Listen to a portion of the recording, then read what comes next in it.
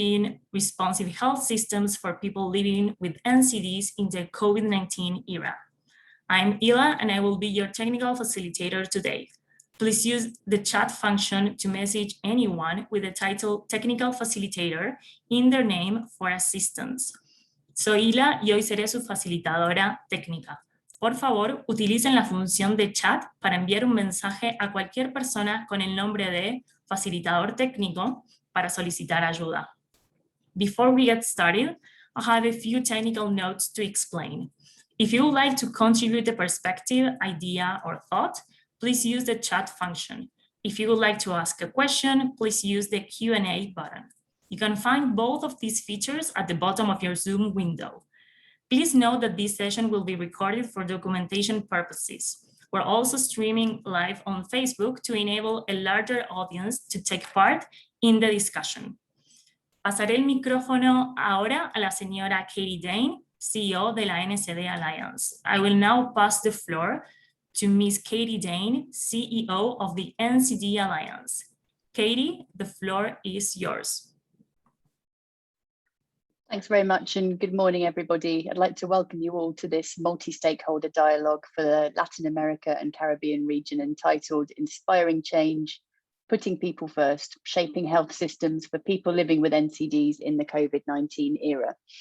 My name is Katie Dane, and I'm the CEO of the NCD Alliance. And we're delighted to have with us today a panel of distinguished speakers and members of the NCD community, including people living with NCDs and other relevant stakeholders. Today's dialogue is hosted by the NCD Alliance and with the support of the Leona M. and Harry B. Helmsley Charitable Trust. And I'd really like to thank the Helmsley Charitable Trust for their support and for their collaboration in making this regional dialogue happen.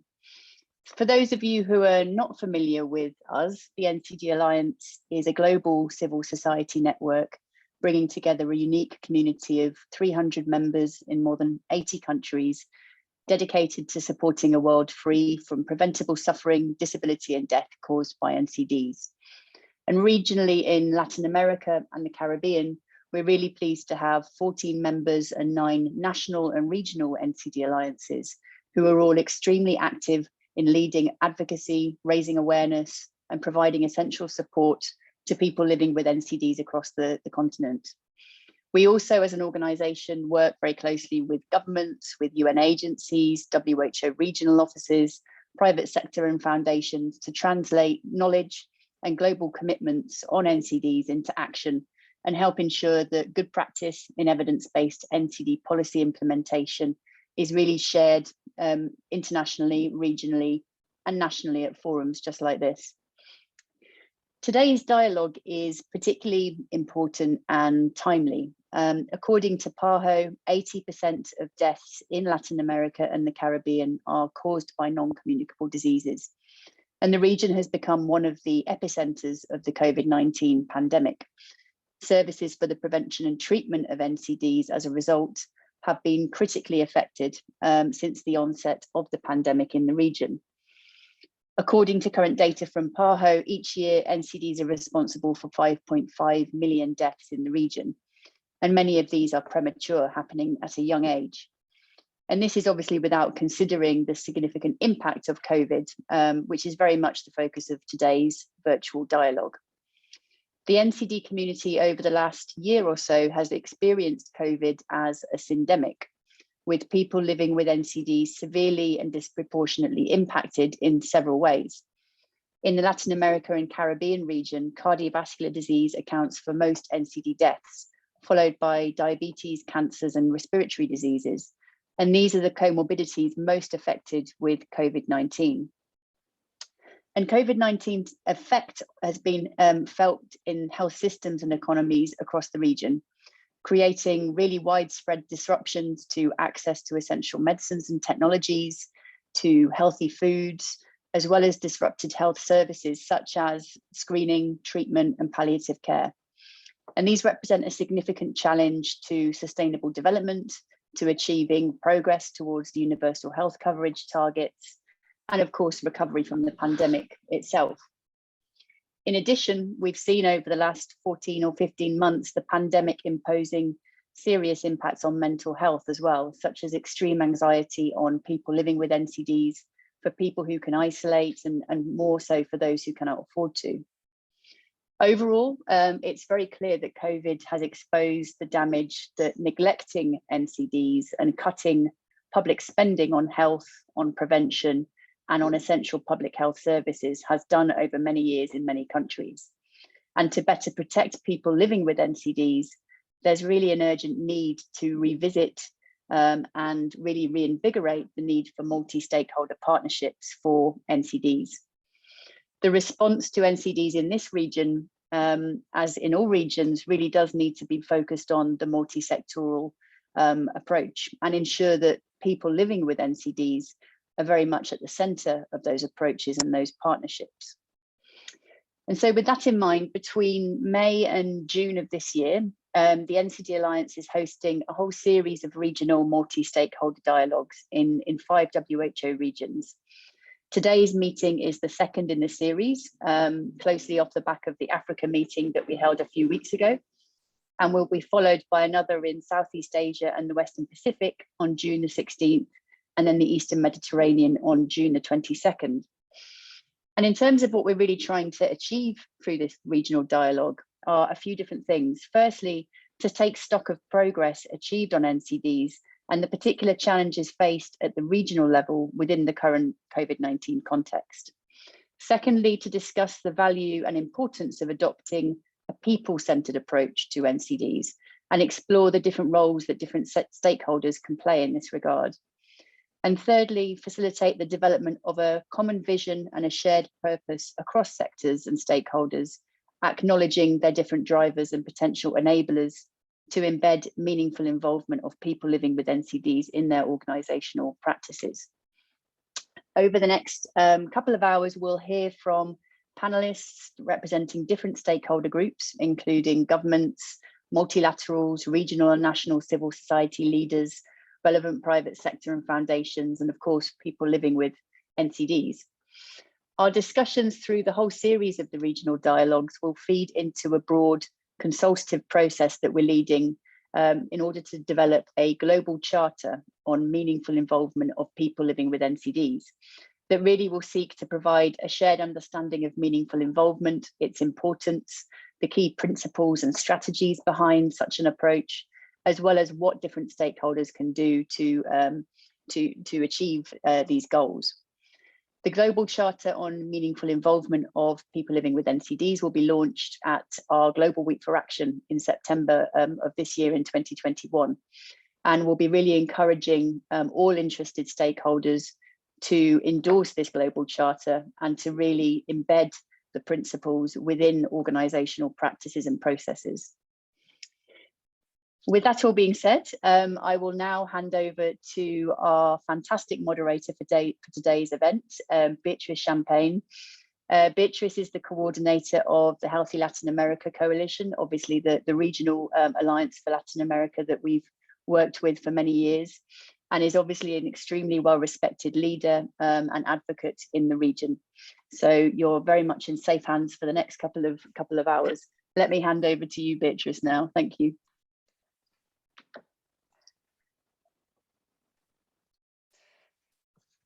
Buenos días a todos y todas. Es un placer haber sido, que me pidieran que ser moderadora de este evento. Este es un evento, es un diálogo regional, multisectorial de la NCD Alliance para América Latina y el Caribe. Y repitiendo algo de lo que ha mencionado Katie, es para inspirar un cambio poniendo a las personas en primer lugar y diseñar los sistemas de salud con una capacidad de respuesta para las enfermedades no transmisibles en este momento tan difícil que es la pandemia del COVID. Estos diálogos nos van a ayudar a poder reconstruir nuestras sociedades, nuestros sistemas de salud, la prevención de enfermedades no transmisibles de una manera más justa, teniendo en cuenta la participación significativa de las personas que viven, que tienen experiencia de vida en estas enfermedades. Y este proceso que vamos a desarrollar durante las próximas 2 horas nos va a llevar a contribuir a la elaboración de la Carta Global que mencionó Katie, que esperamos poder lanzar en septiembre durante la Semana de Acción. Quiero en primer lugar mencionar los objetivos que tiene este evento. Primero es hacer un balance de los avances logrados para el control de las enfermedades no transmisibles y los desarrollos que enfrenta nuestra región, que son muchos, particularmente en esta epidemia del COVID-19. Queremos discutir el valor de adoptar enfoques que están centrados en las personas para abordar las enfermedades no transmisibles y explorar el papel de diferentes sectores de nuestras sociedades. Después queremos resaltar modelos e iniciativas exitosas, y hay varias en la región que se van a mencionar. Y en última instancia queremos facilitar el desarrollo de esta visión común, de un propósito compartido. Esos son los objetivos. La agenda hoy va a tener varias partes. En primer lugar, vamos a tener una introducción y 2 personas nos van a ayudar a entender un poco más qué es lo que vamos a hacer. Después vamos a tener un panel con 5 personas y cada una de ellas nos va a hablar de cómo consideran desde su perspectiva este futuro donde podemos poner a las personas en primer lugar. Vamos a hacer una serie de preguntas y respuestas relacionadas a este panel primero, y después tendremos una segunda discusión, un segundo panel que va a explorar soluciones desde los diferentes sectores y nuevamente un diálogo por chat, porque somos muchos y tendremos que hacer el diálogo por chat, pero ese diálogo nos va a permitir hacer preguntas y que los panelistas nos respondan. El diálogo por chat es algo especial porque normalmente uno quisiera poder tener un diálogo presencial, pero vamos a tratar en lo posible de responder y de dialogar con ustedes, la audiencia. Voy a hacer la primera presentación. Vamos a escuchar las palabras de la diputada Gabriela Cuevas Barrón, que es presidenta del Comité Ejecutivo de Cobertura Universal de Salud y es miembro del Congreso, el Parlamento del Mexicano. Ella fue la diputada federal más joven, tenía 21 años cuando comenzó su tarea como legisladora y ha tenido ya 3 oportunidades como diputada y como senadora en el Congreso de la Unión de México. Sin más, les presento a la diputada Cuevas. Adelante, diputada. Muchísimas gracias. Gracias por esta invitación. Me da mucho gusto estar con la NCD Alliance para darme la oportunidad de representar a la Alianza Sanitaria Internacional por la Cobertura Sanitaria Universal para el 2030, UHC 2030 por sus siglas en inglés, en este muy oportuno diálogo sobre la atención a las enfermedades no transmisibles en nuestra región. La pandemia de COVID-19 nos ha dejado varias lecciones muy dolorosas, y entre ellas es cómo la desigualdad ha dejado el derecho a la salud fuera del alcance de millones de personas, particularmente en América Latina y el Caribe. Nuestros sistemas de salud a menudo se vieron rebasados, lo vimos en imágenes muy trágicas, con consecuencias fatales para grupos que se encontraban en mayores condiciones de vulnerabilidad y que en gran parte, y hay que decirlo con todas sus letras, se derivaban ya de enfermedades no transmisibles. En el año 2019, como ya se comentó, las enfermedades no transmisibles representaron la mayor parte de las causas de muerte en América Latina y el Caribe. dato que nos deja muy claro el riesgo para las personas que viven con ellas. Sin sistemas de salud resilientes, la pandemia ha conllevado la interrupción de los servicios de salud, dejándolas desprotegidas aún y cuando enfrentan condiciones de mayor vulnerabilidad ante COVID-19. Aquí además recordemos que precisamente por la falta de cobertura en nuestra región, algunos de los hospitales tuvieron que dejar a pacientes de otras enfermedades a un lado. Entonces tenemos no solo la crisis propia de la pandemia, sino también todas aquellas enfermedades, todos aquellos pacientes que no pudieron conseguir atención médica oportuna o integral. Desde la perspectiva de UHC 2030, de UHC 2030, esta organización, tenemos que poner a las personas al centro de todas las decisiones. ¿Y esto qué implica? Implica primero fortalecer el progreso para lograr la cobertura sanitaria universal, asegurar que haya un intercambio y diálogo significativo entre los gobiernos y las comunidades, invertir en sistemas de salud para todas las personas. Nuestro movimiento es una plataforma que agrupa una diversidad de actores, voces y perspectivas unidas bajo el objetivo común de lograr la cobertura universal. Es decir, en esta organización tenemos al sector privado, tenemos a los gobiernos, a la sociedad civil y estamos acercando también a los gobiernos locales, a los parlamentarios. La única forma de lograr que realmente la salud llegue a todas las personas en todas las regiones es trabajando unidos. Y por ello, pues parte de lo que estamos también nosotros trabajando como base es precisamente mantener el avance hacia los compromisos adquiridos desde la declaración política de la reunión de alto nivel de las Naciones Unidas sobre la cobertura sanitaria universal que se llevó a cabo hace casi 2 años, en 2019. Los objetivos por la cobertura sanitaria universal se alinean con las prioridades de todas las áreas de salud. Es decir, al lograr la cobertura a lo largo de la población y movilizar los recursos de cada país, hay potencial para liberar aún más recursos para programas de salud específicos, incluidos aquellos para atender las necesidades de las personas que viven con enfermedades no transmisibles. En el contexto regional, no puede dejarse de lado el papel que juega la corrupción. Ha tenido un efecto negativo directo en el desempeño de nuestros sistemas de salud y es una tendencia que ha continuado aún con la pandemia. La corrupción reduce los recursos disponibles por financiamiento público, que ya de por sí son muy limitados. A su vez, esto lleva a tener trabajadores de salud insuficientes, una infraestructura inadecuada, escasez de medicina e incluso la existencia de pagos no oficiales, lo cual efectivamente limita el acceso a la salud para muchísimas personas. Las desigualdades solo se profundizan mientras se pierde la confianza de la población en los servicios de salud pública. Y si esto además lo traducimos a los indicadores de desempeño, pues los retos son todavía más grandes. Por eso necesitamos mecanismos de rendición de cuentas y participación efectivos. Los gobiernos deben de responder por el progreso reflejado en indicadores relevantes. Ahí está toda la agenda en los Objetivos de Desarrollo Sostenible, concretamente el número 3, sobre la reducción de mortalidad prematura por enfermedades no transmisibles y la cobertura sanitaria universal.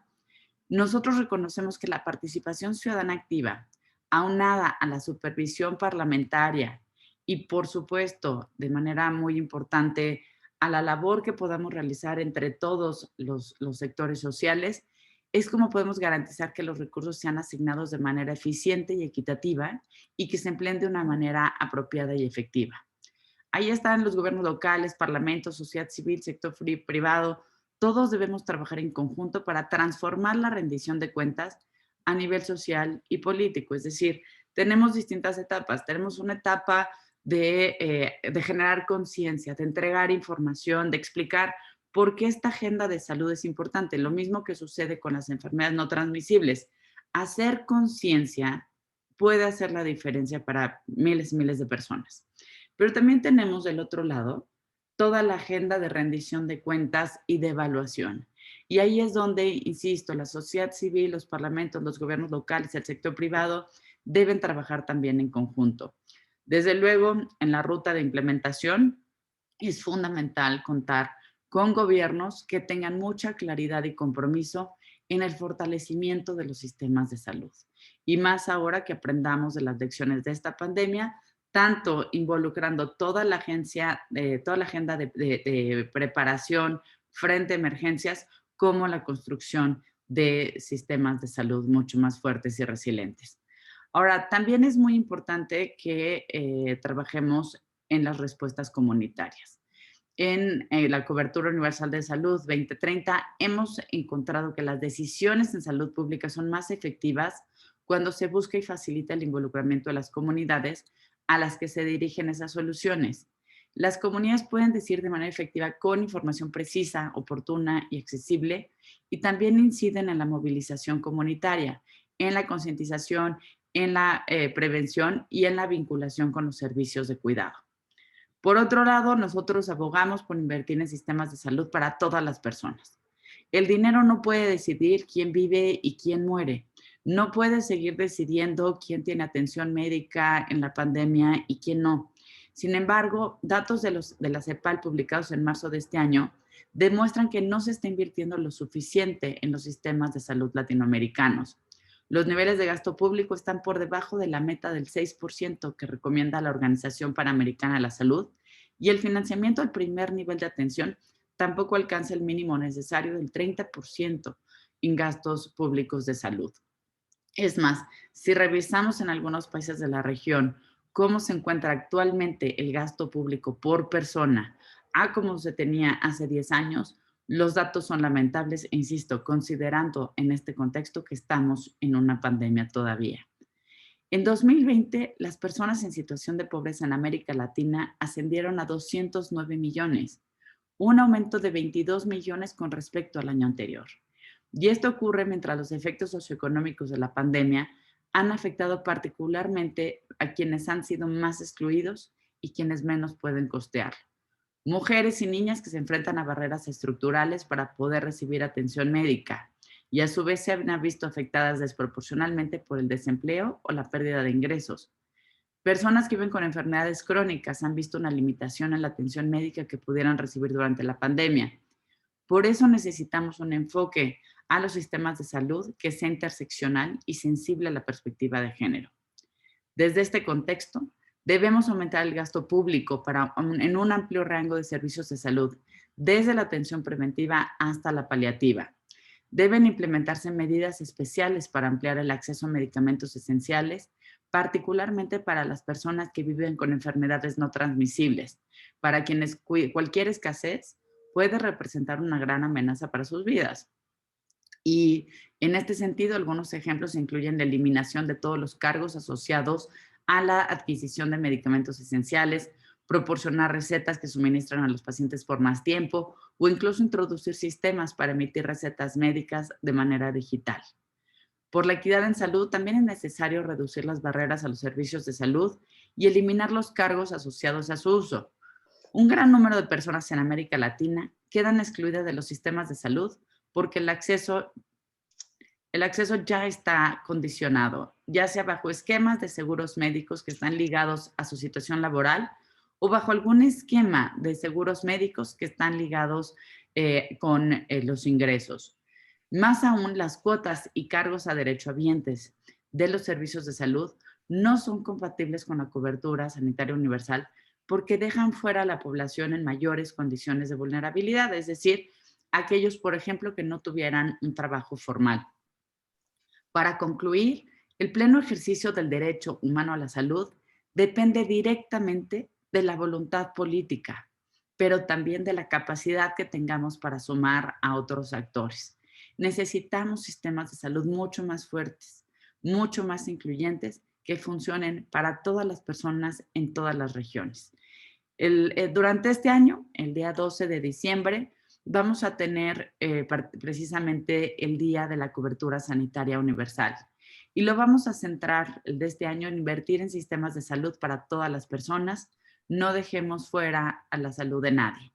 Y en este sentido creo que lo compartimos con el espíritu de este evento, en poner a las personas al centro de nuestras decisiones, en entender que solo trabajando juntos vamos a construir los sistemas de salud que necesitamos.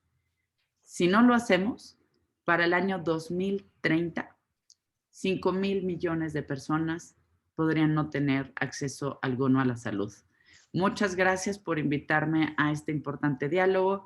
Estamos a sus órdenes y felices de poder colaborar y hacer equipo.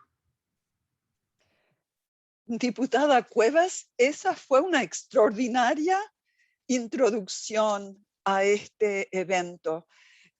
Quiero resaltar la importancia de avanzar la cobertura sanitaria universal que me has mencionado. Y otra cosa que quiero resaltar es el papel que juega la corrupción en profundizar las desigualdades, los mecanismos de rendición de cuentas, la necesidad de que el derecho humano a la salud depende de la política y requiere de la inclusión de diferentes sectores de nuestras sociedades. Muchas gracias, diputada Cueva, excelente. Y ahora quiero presentar a nuestro siguiente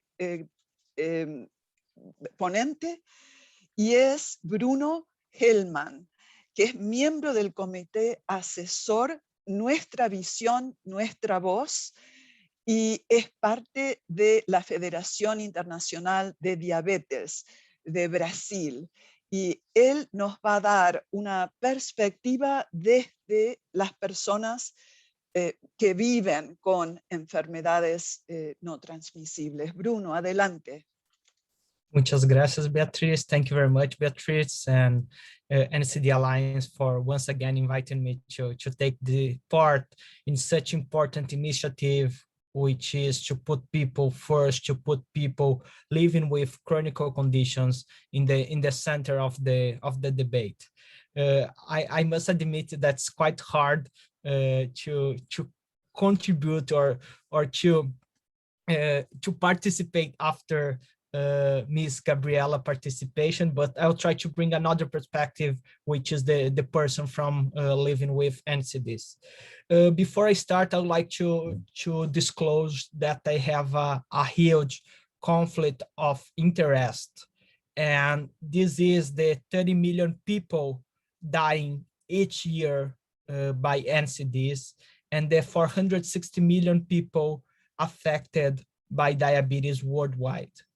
So the place I'm speaking on the place of a person who have been living with type 1 diabetes for over 8 years and with mental health conditions for over 4.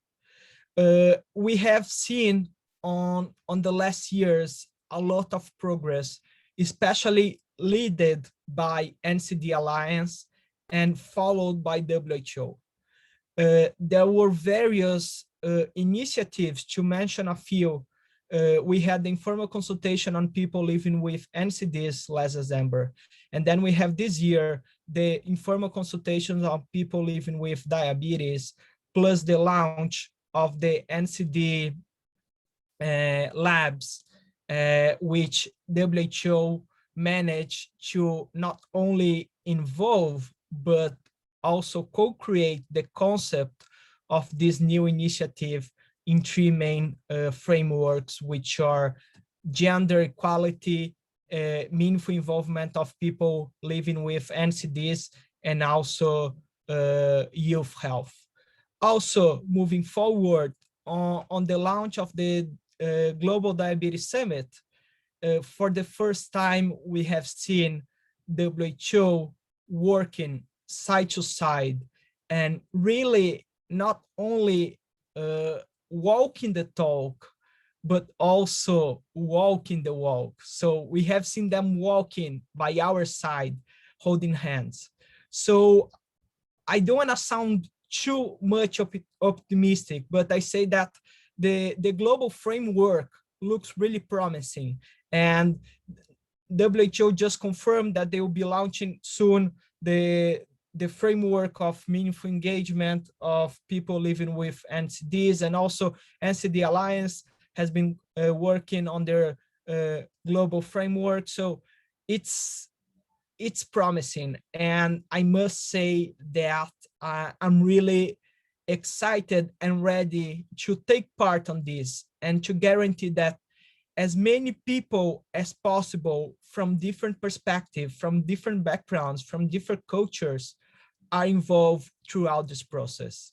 promoting meaningful engagement or meaningful involvement of people living with NCDs is not consulting them whenever it's convenient for government, for like international boards or any other organization. Promoting meaningful engagement or involvement of people living with NCDs, it's an ongoing process on which, from conceptualizing until evaluating, we involve everyone. So to finalize, I would like to highlight the importance of this global movement.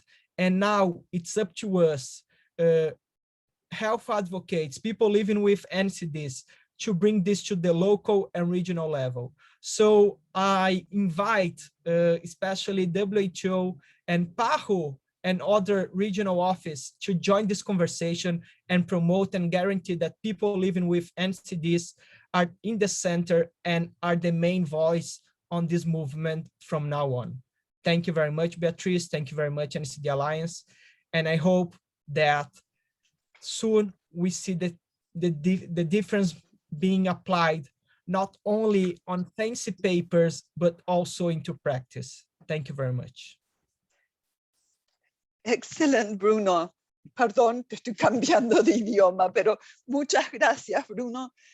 Y particularmente me gustó el optimismo, porque hay que ser optimistas de que las cosas están cambiando en razón de esta terrible situación de pandemia, pero hay una nueva conciencia.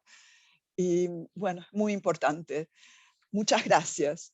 Ahora vamos a pasar entonces al panel de discusión número 1. Y este panel va a buscar darle forma al futuro de las enfermedades no transmisibles, cómo ponemos a las personas en primer lugar. Y esta es una perspectiva regional que nos muestra la importancia de enfoques impulsados por la comunidad. Y el primer panelista va a ser el doctor Ansel Hennis, que es director del Departamento de Enfermedades No Transmisibles y Salud Mental de la Organización Panamericana de la Salud. Y él ha trabajado en una variedad de temas relacionados justamente a las enfermedades no transmisibles, de nutrición, violencia, seguridad vial. Es un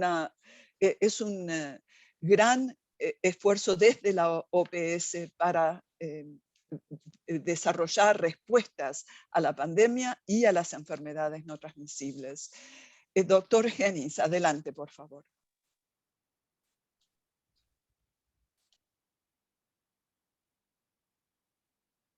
Yes, morning so much. Morning, Dr. Beatrice. Good to see you again, and good morning, colleagues and participants.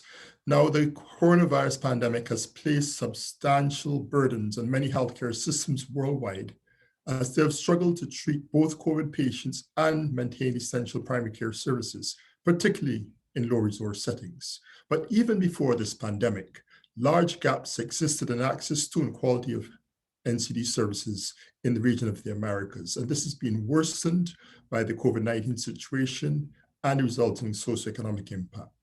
We know much about the role of NCDs and risk factors such as tobacco smoking and other chronic conditions in terms of severe COVID disease and increased likelihood of death, in addition to the role of older age.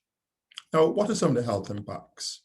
Now, 250 million people in the Americas live with a chronic condition. Now, through Pan American Health Organization, World Health Organization, we carried out a survey on the impact of the pandemic on NCD services in the Americas, firstly in May 2020, and then we did a second similar survey in April of 2021. And we learned that many Ministry of Health staff have been designated to work in NCD services, who have worked in NCD services have been redirected to work in a COVID response, which reduces the availability of personnel to manage NCDs. Now, in terms of the service disruptions, in the first round last year, May, about 43% of countries reported disruptions in hypertension care, and it's similar this year at 41%. A year ago, diabetes service disruptions affected 50% of countries, 45% of countries this year. This is in the Americas. Acute dental services disruptions impacted 43% of countries. 50% of countries a year later this year. Cancer services were disrupted in about 25% of countries a year ago. Now it's 32%, so it's worsened a bit. And asthma services were disrupted 25% a year ago, and now it's 40%. That's worsened considerably. So we've seen basically a consistent persistence of disruptions, but there's been preservation of acute coronary care, 79% last year, and 81% of services is still intact. So therefore, the impact of the pandemic has been quite significant in terms of service delivery. Now, the main reasons cited for these service disruptions for NCD include the cancellation of elective care services, clinical staff being reallocated to the COVID response, and patients just not showing up. And there are many reasons for that. Fear, lack of transportation, lockdown measures to prevent spread of the pandemic, among others. And the main strategies to tackle service disruptions have been to triage patients and prioritize them for access to care depending on severity of conditions, the use of telemedicine to replace in-person consultations, and novel dispensing means for NCD medications. Similarly, there have been disruptions to the delivery of mental health services, which have been quite significant. Now, what are some of the implications of these service disruptions? Likely increased acute complications, as well as later mortality from chronic conditions. While we're not aware yet of the full extent of what the implications will be, these service disruptions have led to decreases and delays in identifying new cases of cancer in a timely manner and delivering timely treatment. We don't yet know, but the predictions are that, for example, in the UK, we're going to see an increased mortality by about 11 to 14% in the next 4 years or so for some of the common cancers, and persistent morbidity for the years to come. Now, the other question really is, what is the relevance really of people-centered models of care in the context of NCDs and health equity and lessons we have learned from the pandemic? Well, really, just for a definition, integrated people-centered health services means putting people and communities, not the diseases, at the center of health systems, and empowering people to take charge of their own health rather than being passive recipients of services. Now, this model of people-centered health services actively adopts and incorporates the perspectives of individuals, families, and their communities. And in this context, they're both participants and beneficiaries of health systems that respond to their needs and preferences in holistic and humane ways. A key issue is that person-centered care requires that people have the education and support they need to make decisions and participate in their own care. It means that they must have the skills of health literacy, and it is organized around the health needs and expectations of people rather than the diseases. And there's clear evidence that health systems oriented around the needs of people and communities are more effective, they cost less, they improve health literacy and patient engagement, and they're better prepared to respond to health crises. And such health services are managed and they deliver the continuum of healthcare through promotion, disease prevention, diagnosis, treatment, disease management, rehabilitation, palliative care services at the different levels and sites of care within the health system according to the needs of those it serves. So in other words, if you need secondary, tertiary care, you have access to these systems and you can then interdigitate with the primary healthcare level. So what is needed to have this type of service, patient-centered care? It means expanding access to health services. It means strengthening stewardship and governance, increasing and improving financing, and strengthening intersectoral coordination. It means eliminating barriers for care. And one of the key components is the first level of care for NCDs, and they must be more responsive through investment and through training. And there must be a transformation such that NCDs must be incorporated as a key pillar of primary health care. And I will also share with you that we also need to look at the whole issue of addressing structural barriers, and people who are most affected are those who live in vulnerable conditions, migrant populations, the poor indigenous populations. And we actually know that in Latin America, there's been a disproportionate burden of COVID young persons in informal occupations who could not sustain themselves during the lockdown measures and actually went to work and spread COVID and suffered and died excessively from COVID. It also needs, so we must address the social determinants of health and also have intersectoral interventions in NCD plans. There must be increased fiscal space for health, and we must also institutionalize mechanisms for involving people living with NCDs in the development of these plans, programs, policies, and systems. So in summary, COVID-19 presents an opportunity to strengthen health systems and prioritize NCD services towards universal health. Strategic investments will be required for a transformed health system to respond to people's needs for NCDs. We must integrate NCDs and strengthen primary healthcare, including building service capacity. We must use the innovations that we have learned, for example, with digital health, and we must also strengthen surveillance for NCDs to build more resilient health systems as we recover from the COVID pandemic. Thank you so much.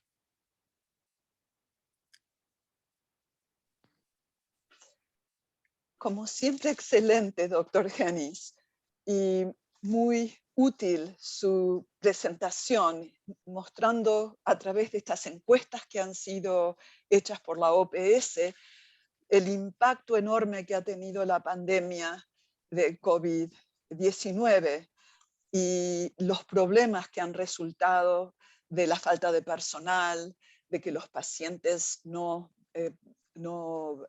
puedan atender sus necesidades.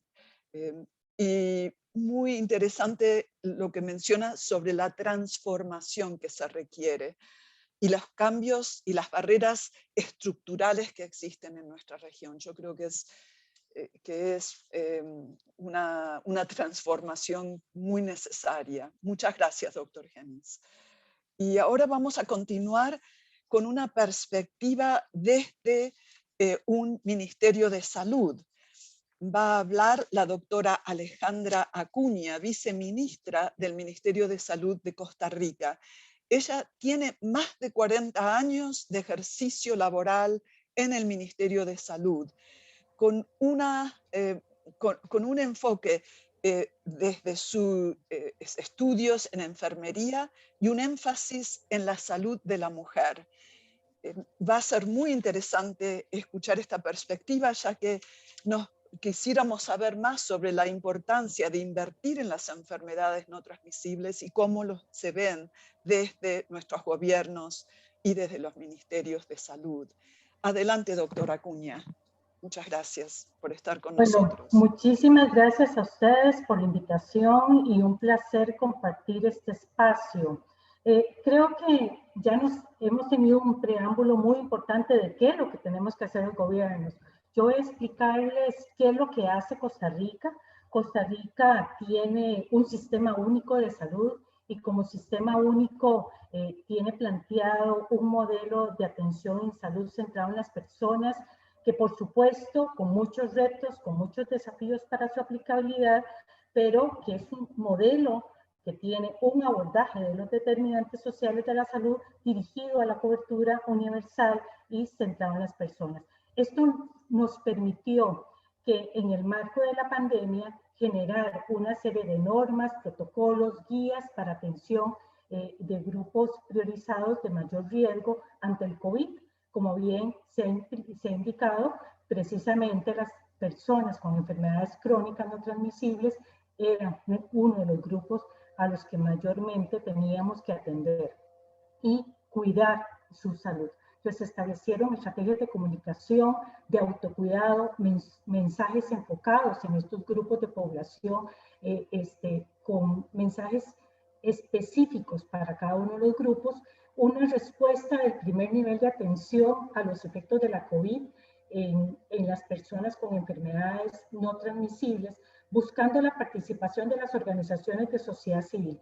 Por supuesto que no es que estamos con completa participación, todavía hay un gran reto en ese sentido, pero bueno, hemos avanzado a lo que llamamos nosotros un modelo de Costa Rica trabaja y se cuida. Este modelo se planteó en el marco del gobierno conducido desde la Comisión Nacional de Emergencias, el Ministerio de Salud, con una gestión entre los gobiernos locales, las municipalidades, la empresa privada y gestión comunitaria. Implicó hacer valoraciones de riesgo a nivel comunitario. Con estas valoraciones de riesgo se gestaron planes específicos según cada cantón y según sus valoraciones de riesgo. Y estas valoraciones de riesgo implicaban también hacer una revisión de cuántas personas había en la comunidad con factores de riesgo. Llamemos adultos mayores, personas con enfermedades crónicas no transmisibles y, bueno, y también la afectación en salud mental. A partir de ahí, cada cantón elaboró su plan, elaboraron proyectos específicos y acciones específicas. Muchos de ellos fueron, bueno, ya lo dijo el doctor anteriormente, OPS, mucho de lo que se hizo fue, bueno, sí, suspender consultas, pero llevar, digamos, medicamentos a nivel de los hogares. Se establecieron mecanismos necesarios. Nosotros tenemos el expediente único en salud y la receta digital, y eso permitió llevar el tratamiento a muchos de los hogares. Se generó un proyecto de participación comunitaria para la salud centrada en las personas en el marco de la pandemia. Este proyecto fue muy importante y ha sido muy importante porque es el que ha permitido revisar los elementos necesarios de todo este abordaje multisectorial y, bueno, y cómo podemos estarlo llevando a otros cantones. Hay una participación comunitaria como base para fortalecer la atención primaria y detener las cadenas de transmisión. Se revisó con asociaciones de desarrollo, con algunas organizaciones no gubernamentales, desde el enfoque municipal, cómo buscar mecanismos para detener esas cadenas de transmisión. No hemos logrado la batalla, ¿verdad? O sea, realmente Costa Rica, estamos en este momento en una meseta del COVID, pero sí hemos logrado que las comunidades se involucren. Nosotros no hemos hecho cierre total de comercios, hemos mantenido el sistema abierto y eso es lo que nos ha permitido mantener los procesos. Hemos establecido alianzas entre el sector gubernamental, sector gobierno, sector privado y sociedad civil. Por supuesto que tenemos el gran reto ahorita de replantear la estrategia de enfermedades crónicas no transmisibles que ya de por sí estamos aplicando, y esto en construcción con las organizaciones de sociedad civil. Entonces, por lo tanto, considero que desde el gobierno perfectamente se pueden establecer canales de participación activa, canales de participación local y involucrando a las personas y poniéndolas en el centro de la atención. Tenemos la experiencia acá en Costa Rica con un proyecto piloto y realmente hemos logrado su aplicabilidad. Muchísimas gracias. Muchas gracias a usted, viceministra, por unirse a esta reunión. Muy importantes sus palabras, particularmente de la apertura del Ministerio de Salud a los diferentes canales de participación, que es esencial. Muchas gracias. Vamos a continuar ahora con Jaime Barba. Jaime es un activista de Nuestra Visión, Nuestras Voces, desde México Saludable, y él nos va a contar su experiencia con las enfermedades no transmisibles. Adelante, Jaime. Muchas gracias, Beatriz. Yo quisiera que imagináramos una fábrica de bicicletas donde se esfuerzan por construir la mejor bicicleta con los mejores materiales, con la técnica más avanzada, pero que le hicieran sin tomar en cuenta al ciclista. Preguntarnos, ¿ustedes creen que puede ganar una competencia? Para hacer una buena bicicleta, el fabricante debe considerar primero al ciclista, cómo es, preguntarle cómo te podemos ayudar para ganar. Las personas que vivimos con una enfermedad no transmisible debemos correr por nuestra vida en una bicicleta que a veces los pedales nos quedan chicos o muy grandes, otras en una bicicleta demasiado grande o demasiado pesada, Para nosotros, como enfermos, la distancia a recorrer siempre es larga y siempre es cuesta arriba. Un sistema de salud efectivo debe de tener como base a las personas, escuchar la necesidad de cada uno de nosotros. El fin último y primero de cualquier sistema de salud debe de ser el ser humano. Vivo con EPOC, una enfermedad debido a mi adicción al tabaco. He conocido a muchas personas que sufren todos los días por su condición, la diabetes, la hipertensión, que viven en constante hemodiálisis, esperando el trasplante de un riñón. Otros amigos míos luchan contra el cáncer. El COVID cambió al mundo. Necesitamos que ahora los gobiernos también cambien, que dejen de escatimar recursos en salud. Por ahí decían, necesitamos un 6% del PIB en salud y no se invierte a veces ni el 3%. Que dejen de ocultar a sus enfermos debajo del tapete de las estadísticas. Hay que decirles a cada uno de los gobiernos que nosotros tenemos, cada uno de nosotros tiene un nombre y tiene una historia. Como personas con una enfermedad no transmisible, les tenemos que decir fuerte, basta, ya no más, pongan a las personas primero. En mi país, durante la pandemia, se estima que ha habido casi 500,000 de sobremuertos. De estos muertos de más, casi 130,000 murieron sin tener sospechas o confirmación de COVID. ¿Cuántos se deben a la falta de un medicamento?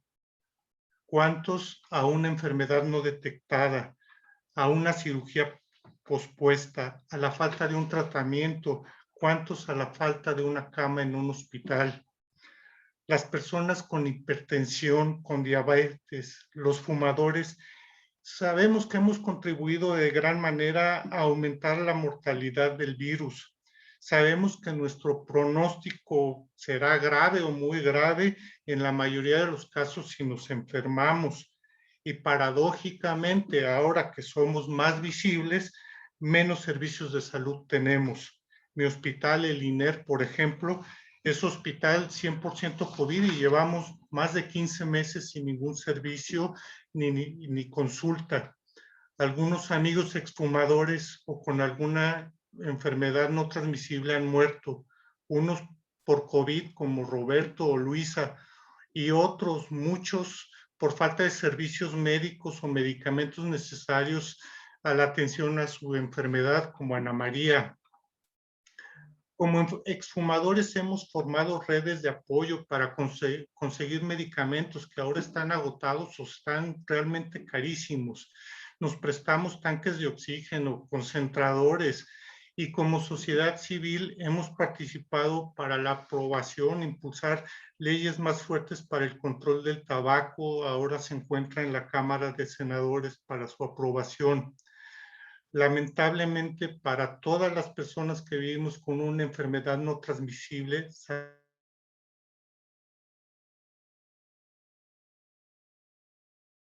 según datos de la Organización Mundial de la Salud, las enfermedades no transmisibles son el factor de empobrecimiento número 1.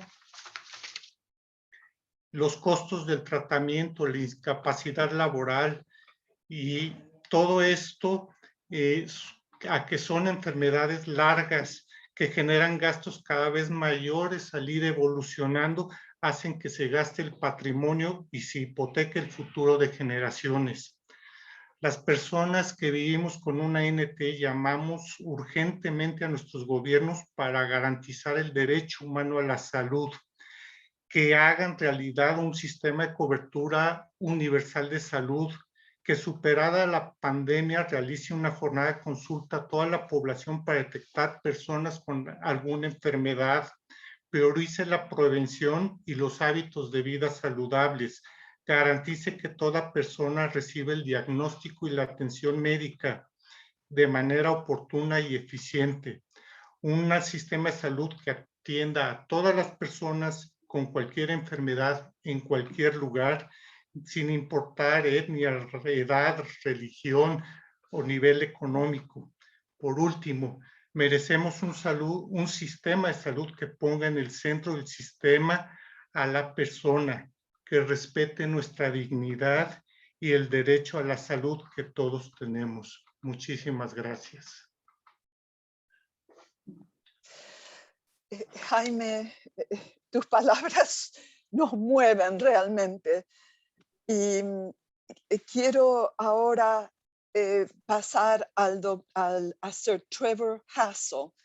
El doctor Hassell es presidente de la Coalición Caribe Saludable y nos va a hablar desde su perspectiva como un activista desde la sociedad civil. Adelante, Sir Trevor.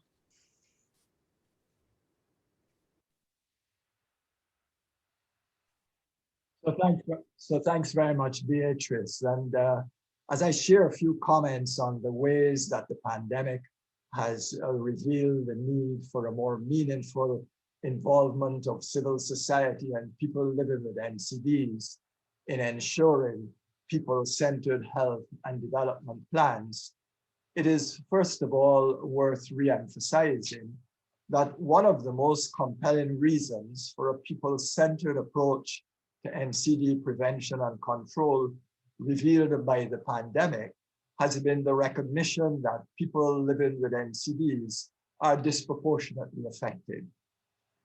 You know, as governments struggle to mount COVID-19 responses with little or no consultation with people living with NCDs, concerns of this group were often, for the most part, absent or insufficient. The National NCD Commissions established pre-COVID by governments in the region to provide a multi-sectoral response and a mechanism for the voice of people living with NCDs to be heard, with few exceptions in the region, either did not function or function suboptimally. This all reflects that the needs of people living with NCDs are not always seen as vital for initiatives enabling access to care. Inequities in healthcare access and quality became apparent during the pandemic, exposing in particular the vulnerabilities of people living with NCDs. The fragility and weaknesses of primary healthcare-based health systems for universal health became very evident during the pandemic, often because, among others, they were in fact not rooted in the active participation of people. In the Caribbean, more than 60% of food consumed is imported.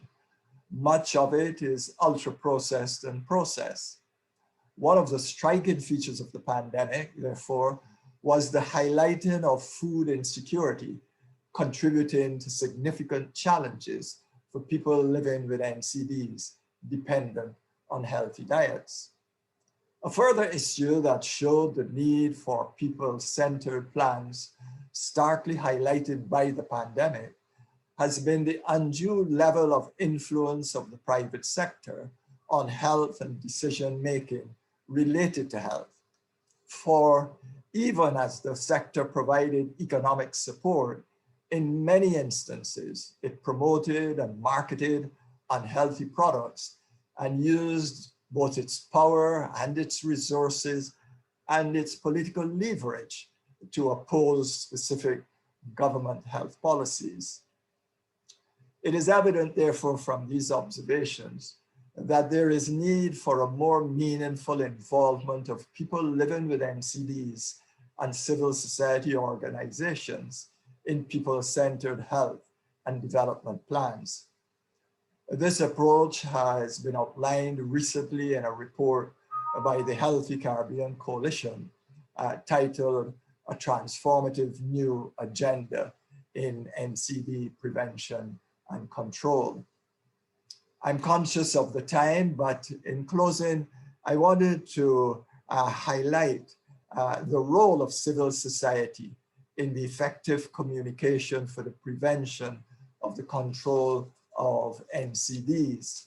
Since for many years it has been recognized that communication is an important civil society tool for NCD prevention and control.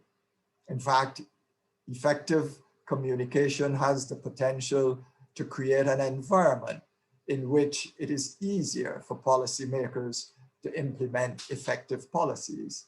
It also provides an opportunity to gain high-level buy-in for policies and can often highlight challenges to health policy by specific interest groups.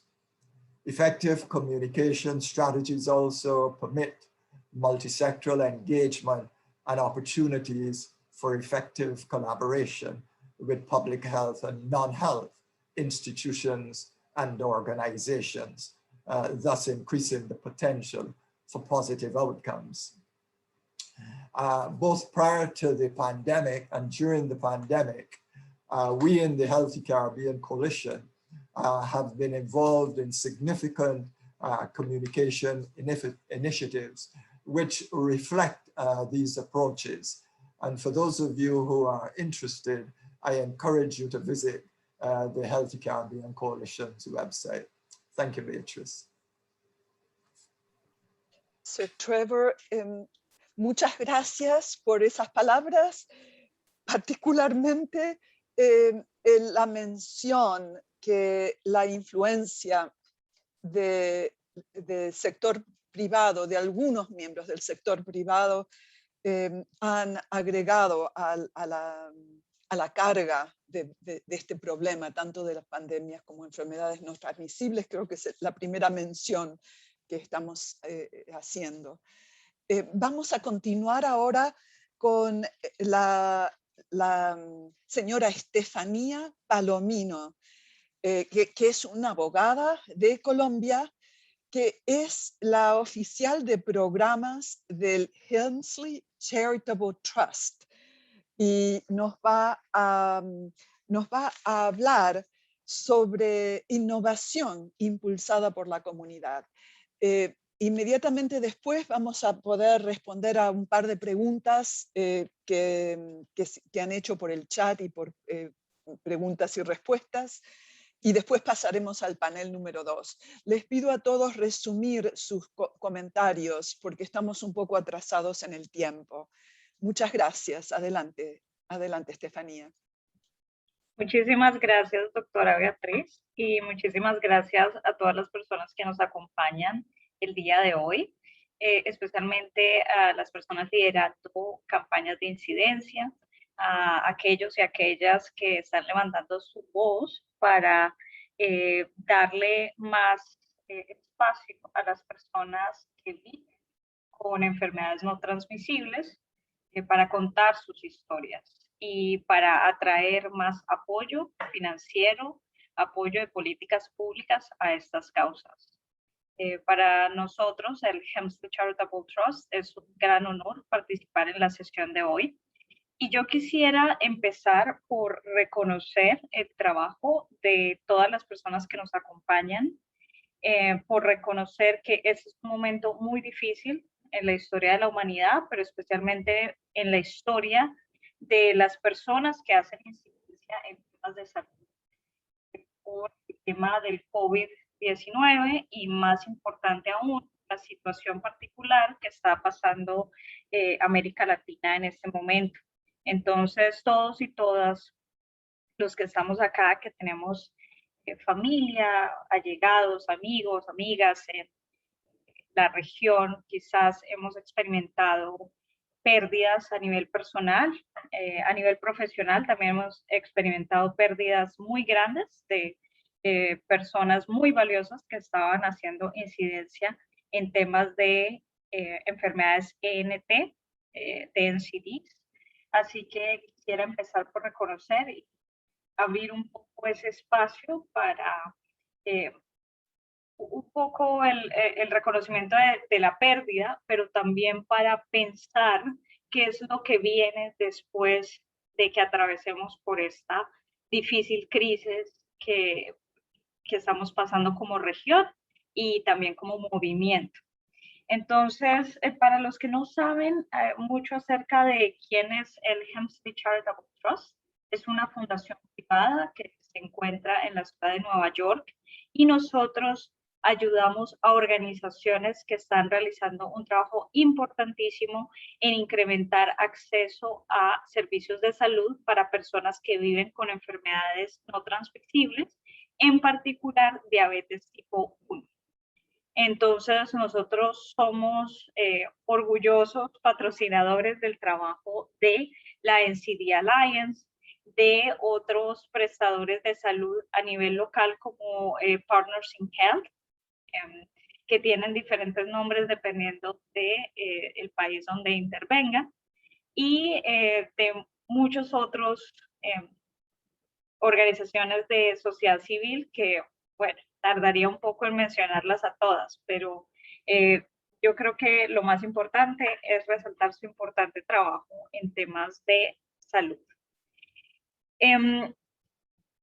Volviendo un poco a las prioridades del portafolio, nosotros tenemos 3 grandes estrategias que ahora pues quieren hacer un poco más urgentes por la crisis de salud que se vive debido a la pandemia.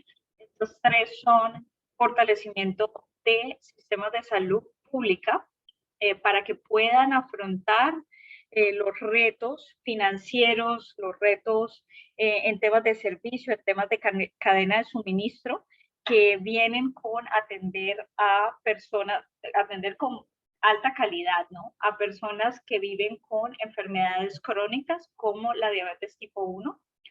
El segundo pilar de nuestro trabajo es incrementar acceso a insulina como un suministro básico para personas que viven con diabetes tipo 1 en países de ingreso bajo y medio, especialmente en países de ingreso bajo, ni siquiera la insulina humana, que es la insulina más básica, está disponible para gran cantidad de la población. Y el tercer pilar es ayudar a las personas que viven con enfermedades no transmisibles, crónicas especialmente, a resaltar su voz. Entonces, ese es un trabajo muy bonito en el cual nos ayuda la NCD Alliance a través de programas súper impactantes como Nuestra Visión, Nuestra Voz, como los diarios de NTs, que resaltan las experiencias vividas de personas que viven y que luchan y que reciben o no tratamiento para sus condiciones. Entonces, muchas gracias. Voy a parar ahí porque veo que estamos cortos de tiempo, pero Beatriz, veo que tenemos bastantes preguntas, entonces quizás te puedo ayudar con eso, tú me dices. Estefanía, muchas gracias.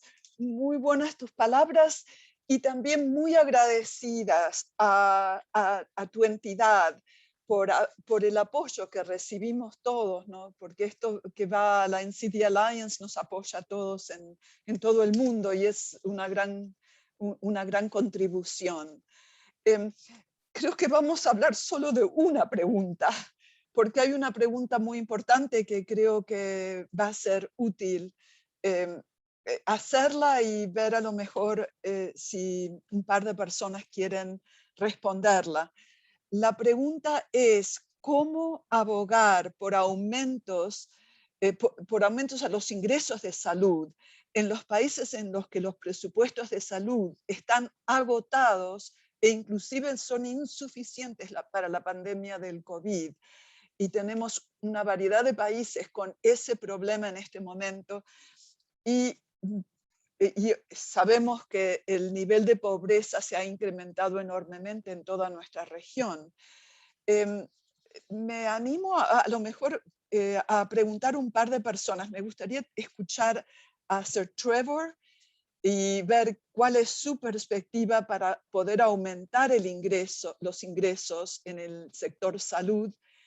Y me gustaría también escuchar a la viceministra Alejandra Acuña y ver cómo ella vería esto. Una respuesta de 1 minuto. Sé que es una pregunta bien grande, pero una respuesta precisa y corta. Sir Trevor, adelante.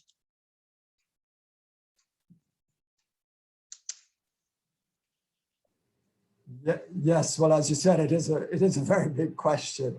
I think one of the things that we might need to have, might do in trying to respond is to engage in the private healthcare sector. Most of the response to COVID-19 has fallen very much on the shoulders of governments, with, in fact, very little, certainly in the Caribbean, on the part of the private healthcare sector. And I think perhaps that might be a group that could be engaged in a more significant and meaningful way to provide funding support, albeit indirectly so. I leave others to make other points. Thank you. Excellent. Muchas gracias, Sir Trevor. Y doctora Acuña, ¿cómo usted ve esta? Nuevamente es una pregunta, la pregunta del millón, ¿no? La pregunta del millón de dólares. Bueno, Sí. yo creo que es importante. Los países tenemos que abocarnos a hacer medición de gasto en salud y manejar un tema de cuentas nacionales en salud.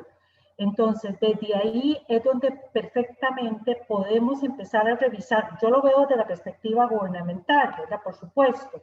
Desde ahí hacer la distribución porcentual requerida para atender, en este caso, las enfermedades crónicas, y por supuesto implica la movilidad de todos los sectores, no solo el sector privado, sino también del mismo sector gobierno, por ejemplo, el poder legislativo. O sea, para efectos nuestros es muy importante, nosotros sometemos nuestros presupuestos públicos al poder legislativo, y el poder legislativo es el que normalmente nos corta los recursos al sector público. Entonces yo creo que eso es importante, ese diálogo con el sector legislativo también, para que no se corten los presupuestos al sector público cuando van dirigidos a la atención, en este caso de enfermedades crónicas no transmisibles o cualquier otro tipo de enfermedades que puedan permitirnos cubrir lo que la población requiera.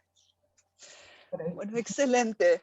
Acá hemos escuchado la posibilidad de que el sector de salud privado contribuya más y que las legislaturas y congresos no recorten tanto el sistema de salud.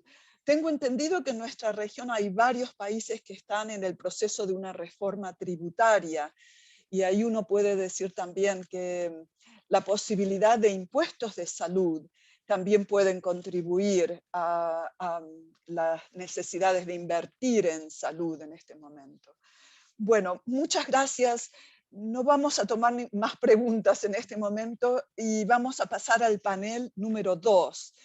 El panel número 2 va a explorar ciertas soluciones y tenemos cuatro personas que van a hablar, y vamos a empezar con el licenciado Juan Núñez, que es parte, bueno, es el coordinador de México Saludable, y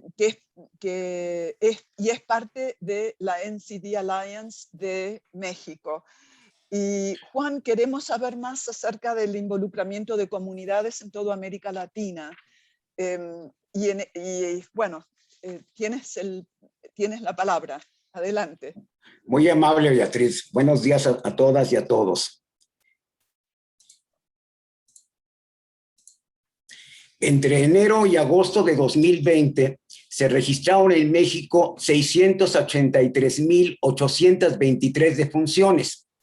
Las enfermedades cardiovasculares siguieron ocupando el primer lugar como causa de muerte, pero la COVID-19 desplazó a la diabetes del segundo sitio, seguida de diversos tipos de cáncer, influenza y neumonía, enfermedades hepáticas, enfermedades cardiovasculares, homicidios, accidentes y enfermedades pulmonares obstructivas crónicas. Las enfermedades no transmisibles han sido en los últimos tiempos las pandemias de cada año por la causa de enfermedad, discapacidad y mortalidad que provocan. En 2020, esta situación se exacerbó y ahora mismo siguen representando un gran reto para el sistema de salud, para el gobierno en su conjunto y para la ciudadanía, pero también, y en grado superlativo, para quienes viven con las enfermedades no transmisibles y sus familias. La reconversión hospitalaria emprendida para atender a las personas infectadas por el SARS-CoV-2 ocasionó la cancelación o posposición, en el mejor de los casos, de consultas médicas, consultas de especialidades, estudios de laboratorio, diversos tipos de terapias, dotación suficiente y oportuna de medicamentos y visitas domiciliarias a pacientes, entre otros servicios. Como la población en general, quienes viven con alguna enfermedad no transmisible y se encontraban laborando, se vieron obligados a suspender y acatar las medidas de confinamiento instruidas por el gobierno. Lo mismo sucedió con las y los pacientes que estaban estudiando. El trastocamiento de las economías familiares que a todos afectó, golpeó más fuerte a los hogares en los que alguno de sus miembros vive con una enfermedad. Al desempleo que miles y miles de personas han sufrido a causa de la COVID-19, se agregó la insuficiencia de medicamentos en las instituciones públicas de salud que atienden al grueso de la población, lo que obliga a las personas a pagar de su bolsillo los medicamentos, en el mejor de los casos, pues se ha registrado escasez de medicinas y aumento en sus precios. Al incrementarse el número de contagios por el virus SARS-CoV-2, de personas que requerían hospitalización y de muertes, tanto el gobierno como los ciudadanos asumimos que juntos debíamos afrontar esta emergencia, pero no entendimos ni entendemos que la atención a quienes han sido afectados por la COVID-19 tuviera que dejar a un lado a los pacientes crónicos, interrumpiendo sus tratamientos. Que las personas no salgan de sus casas para evitar contagios y de que innumerables actividades laborales o escolares tengan aún que realizarse en forma virtual o remota, ha planteado a todos situaciones inéditas que, mal manejadas por los integrantes de las familias, pueden desencadenar tensiones y agresiones de variadas formas e intensidades. No es normal para nadie permanecer más de un año dentro de casa, solo con salidas indispensables para el abasto de víveres y medicamentos. Y esto puede suscitar en muchos casos problemas que alteren la salud mental de uno o varios individuos de una familia que han permanecido aislados durante largos meses. A ello agregamos que la hipertensión arterial, la diabetes, la obesidad y el sobrepeso, así como el tabaquismo, han sido en México las principales comorbilidades de la COVID-19, que junto con la edad avanzada incrementan el riesgo de agravamiento en quienes resultan infectados. ¿Qué quiero? ¿Qué tengo? ¿Y cómo hacer lo que quiero con lo que tengo? Son preguntas simples que nos hicimos en México Saludable. Queremos seguir vigentes en actividad, no hemos interrumpido el trabajo a distancia o de manera híbrida. Queremos seguir viendo la vida desde la realidad de los pacientes. Hemos podido aprovechar las posibilidades del trabajo a distancia y del uso de tecnologías para seguir trabajando, tomando todas las precauciones posibles, pero sin dejar de servir a quienes menos tienen o más padecen.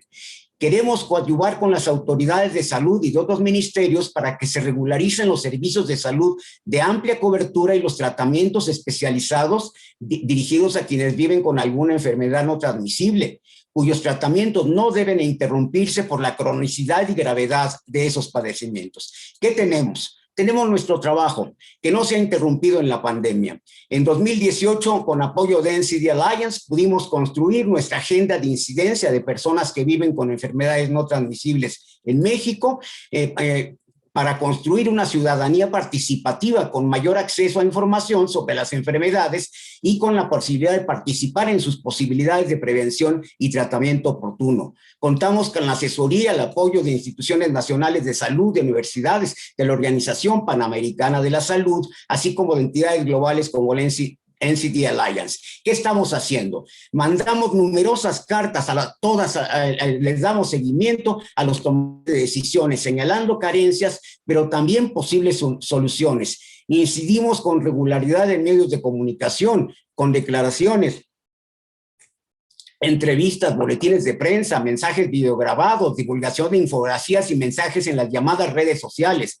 También hemos podido coadyuvar varias de las organizaciones adherentes a la coalición al reparto de medicamentos en los domicilios de quienes los necesitan.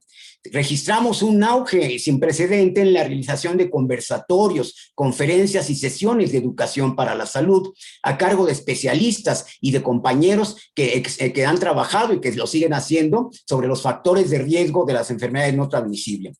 Pudimos integrar en nuestro primer repositorio de testimonios y propuestas de personas que viven con enfermedades no transmisibles en la pandemia, con 120 colaboraciones de compañeros de distintos estados del país. Además, realizamos la publicación de la voz y la propuesta de quienes viven con trastornos por déficit de atención con hiperactividad y sus familiares. Sabemos que la normalidad a la que regresaremos en los meses venideros no va a ser la que conocimos antes de la pandemia por el SARS-CoV-2, que al igual que muchas instituciones, las personas, las organizaciones, vamos a tener que reinventarnos también. Tendremos que reconvertirnos para vivir mejor. En ese camino estamos. Muchas gracias. Juan, muy importante tus palabras y quiero resaltar que hablaste de la familia, hablaste de cómo la situación ha afectado a familias y también el uso de tecnologías, algo muy significativo. Vamos a pasar al siguiente panelista. El siguiente panelista es el doctor Chandrasekhar Podkar y es el oficial médico principal para mercados emergentes de Viatris.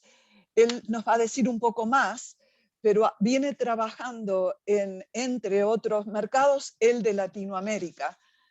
Y va a hablar de cómo asegurar que este momento de la pandemia nos permita incorporar diferentes sectores y nos permita hacer un cambio significativo.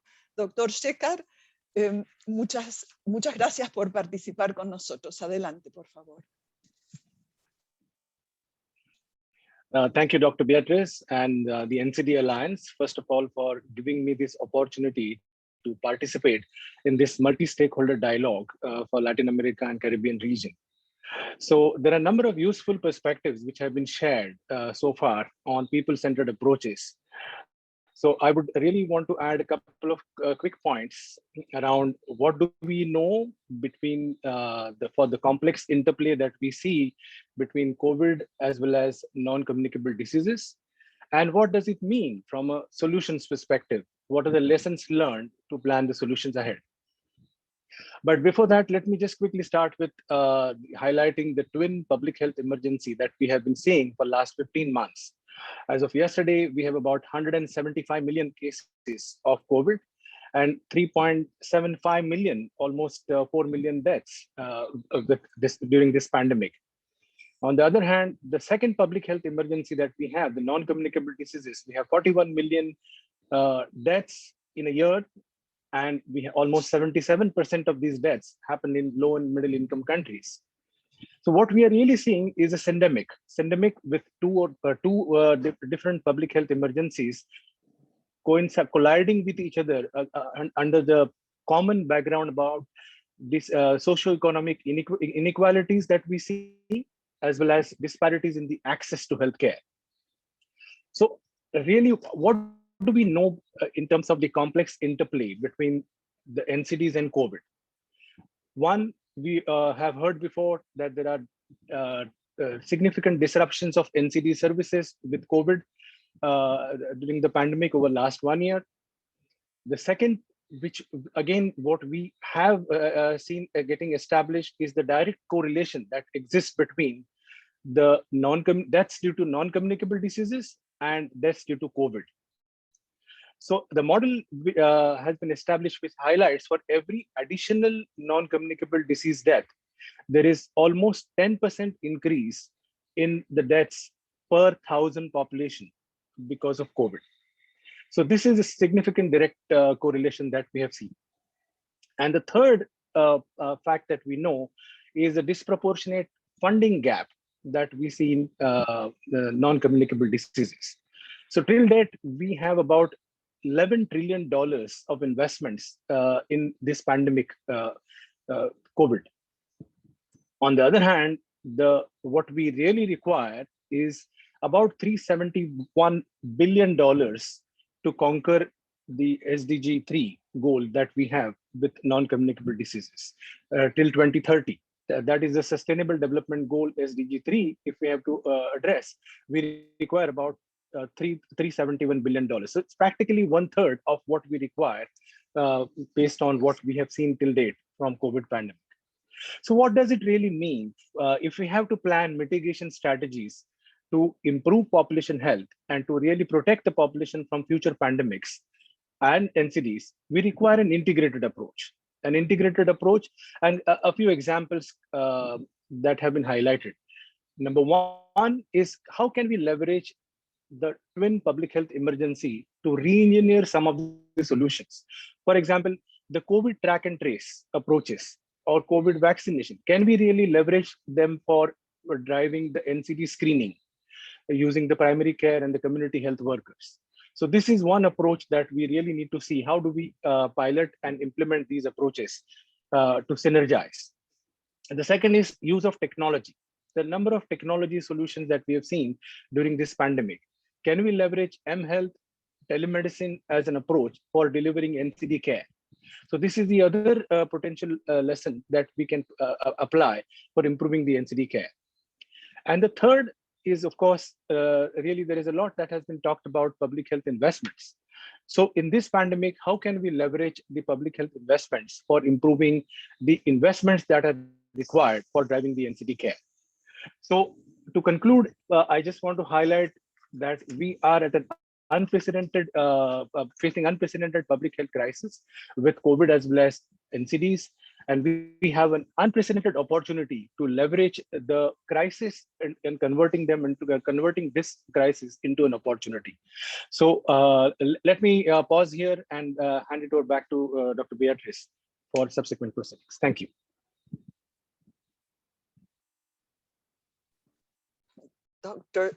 Mr. Shekhar, a pleasure. Was very clear to tell us about the lessons learned and very important. At the end, I want to use your words as they are very, very pointedly and very helpful. Y disculpen, cambié de idioma ahí en el medio. Pero ahora quiero presentar a Diana Gettens. Diana es miembro del Comité Asesor Global de Nuestra Visión, Nuestra Voz. Ella es de Guayana y trabaja para la compañía de teléfonos y telégrafos. Y es una empresa privada de telecomunicaciones y procura fondos y concientización sobre el cáncer en Guayana. Y queremos escuchar de ella también esta comprensión desde diferentes sectores y la mejor práctica de involucrar personas que están afectadas por las enfermedades no transmisibles. Adelante, Diana, un placer que estés con nosotros.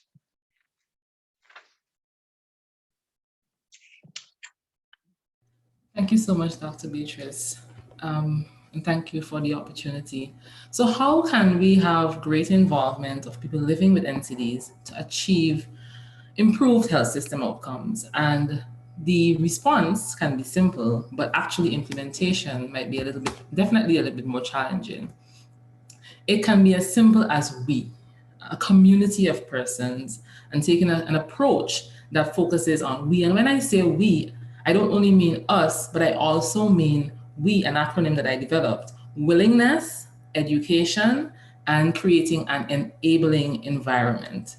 And when I speak of willingness, I'm referring to willingness to accept that persons living with NCDs are experts. And as Jamie mentioned much earlier in this session, it's like building a bicycle and not taking into consideration, not realizing that the persons who actually have to ride the bicycle, that they're experts. And unless stakeholders, and I mean program managers, health ministers, private sectors, unless they acknowledge and they're willing to acknowledge actually and accept that us, the persons living with NCDs, are the experts, because we go through the entire system. We interact with the system from the beginning to, I would like to say, the end. but we go through the entire process, we experience everything, and so we know what it is that we're looking for, we know what our expectations are, and we know how we're familiar with how the healthcare system impacts us.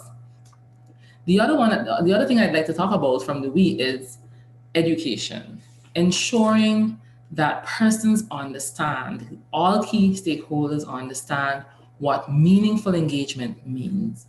Understand education in relation to what the barriers are, what the challenges are, what our success stories are, and what the roles are. So if we, and I think that having the Global Charter right now on meaningful involvement, and whenever it's launched, I am sure that this will be an excellent tool in educating the various stakeholders on barriers, challenges, successes, and the roles that they play. Because even though we're experts, many times we may not understand our role, and because we haven't been doing this for so long, even our stakeholders that we are asking, let us play a role, they don't understand, or they don't know the role.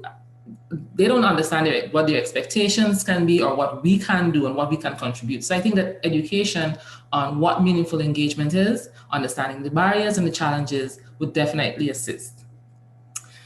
The other E in the we is creating an enabling environment. So we know that we're experts, we know that we need to be educated on what meaningful involvement is, but we also need support as persons living with NCDs to develop additional skills. So we know that I share a personal experience when I'm a cancer survivor, and when I started this journey and I decided that I wanted to support and I wanted to ensure that no one else would be impacted the way my life has been impacted, I did not feel that I had the skills needed. And I can tell you, working with the Healthy Caribbean Coalition, working with Our Views, Our Voices initiative has provided me with the confidence and the tools. This is how you share your story so that you can have an impact. And even trusting and believing that I can do it, and believing that I can, that helped me. And that enabling environment prepared me for the role that the several roles that I've played in advocacy. And I don't want to only end here, but I also want to say, in my current capacity as the advocate for a private organization, I was selected to represent the company in relation to all our cancer awareness activities. And the only way that this could have happened is because the company, the CEO decided that, you know, I'm an expert in my area, and that we need many other stakeholders to take it. So that's willingness to accept. We also know that I would have pursued and I would have been supported by various organizations, the HCC, the OVOV, in understanding my role as education. And just having an enabling environment has given me the opportunity to share with you here today. And so when I ask myself the question, how do we, and what strategies do we use to have greater involvement? It's willingness to accept, it's education, and it's creating an enabling environment. Thank you so much. I see.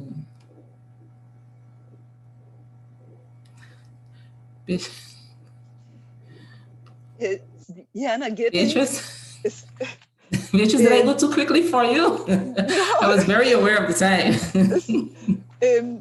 We are just very pleased because we want to have additional time for questions, but very pleased about your comments, particularly your combination of the need for education, building awareness, and on the other hand, also creating an enabling environment. Again, I'm changing languages. O sea que me pareció muy importante la combinación entre educación y crear conciencia sobre cuál es esto de la participación significativa de personas que tienen enfermedad o están afectadas por las enfermedades no transmisibles, y la creación de un ámbito que apoye a estas personas. Muy bien, vamos entonces a pasar a la siguiente ponente, que es Diana Baca-Magui.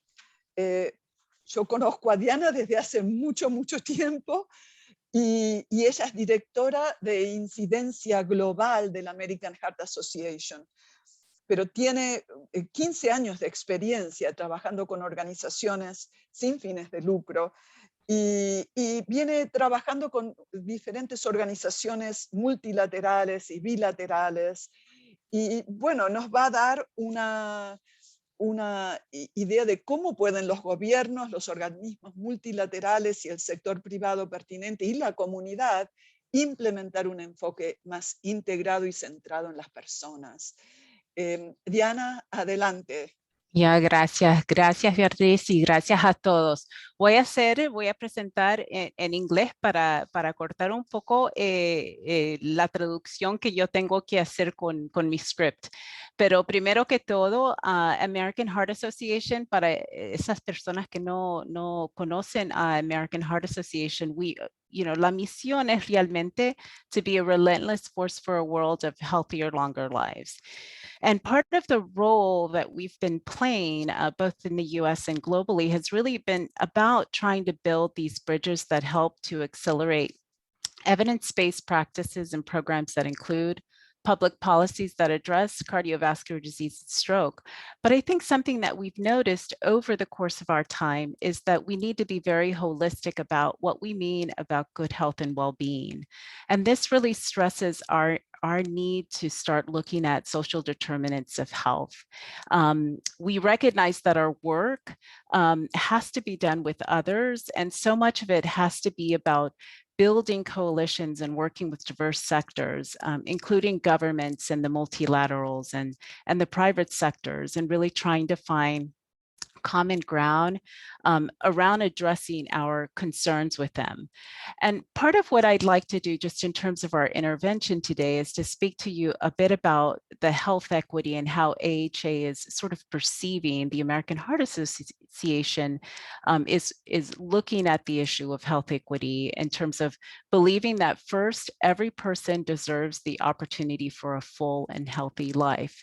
And while I'm speaking to you from the United States, from the capital of Washington, D.C., where in fact health is not enshrined in the American Constitution as a right, we know that the role that non-governmental organizations like ourselves as part of civil society is that we champion health equity, and we really look, and we've been in the business for very many years about identifying and really removing those barriers to healthcare access and quality. One of the ways, and I want to submit that one of the solutions is for organizations like ours. I think we heard from the Helmsley Charitable Trust earlier, but really looking at how do civil society organizations begin to build programs where they can invest in social entrepreneurs that are building really these key solutions. For the American Heart Association, one way where we've tried to do this is through our Accelerator program and our Social Impact Fund, which really are both two very distinctly programs to build business acumen and skills to build the capacity in organizations that really are embedded in the community. So far, we've funded about 45 entrepreneurs in one of the programs, and we've already invested over $5 million across the country in different cities, key programs that are really helping to address these issues. Why are we investing in entrepreneurs? We know that business solutions are needed to respond to local communities and to affect really meaningful change in the lives of people living with NCDs. We have to go really much deeper than their condition of cardiovascular disease, but perhaps issues like education and housing and the environment that is impacting their access to fresh fruits and vegetables, for instance. So we know that organizations and individuals who have lived experience have those deep community connections. And so I would submit that programs must start with the inception of engaging those individuals with lived experiences to provide really that community insight. For one of these programs, we really have the opportunity also for the community to vote on the most promising idea for this monetary reward that we put a request for proposal on. Each of the entries are really looking at social factors that impact a community's ability to achieve health equity and well-being as a key obviously requirement for this funding. Some examples just include a diabetes management wearable device that was supported, and the other was an organization called the Link Market, which really addresses food insecurity and transportation barriers by providing affordable groceries at metro stations, for instance. The fund is really intended to be nimble and reactive, and it's really designed to work in cities and rural areas alike. I would say that it really meets entrepreneurs and communities where they are, and it really takes a bottom approach to funding solutions. And the fund has been so nimble that, in fact, with COVID-19, we've had an opportunity for us to redirect fundings to really address some of the striking issues that we've all discussed in this consultation so far. So I would say, what's the return on investment around health equity? I think we need to begin to look at how funding efforts from civil society and pushing for these new kind of business models really drive building wealth for others, really having individuals, have and earn an equitable income, having access to really capital markets, and really support one another in terms of building really those community-based solutions. So I want to stop there in light of the time, but thank you, Beatrice, and thank you, NCD Alliance and others for this opportunity to share. Excelente, Diana, muchas gracias. Muy importante la conexión con los determinantes de salud. Y mencionaste educación, el medio ambiente, lo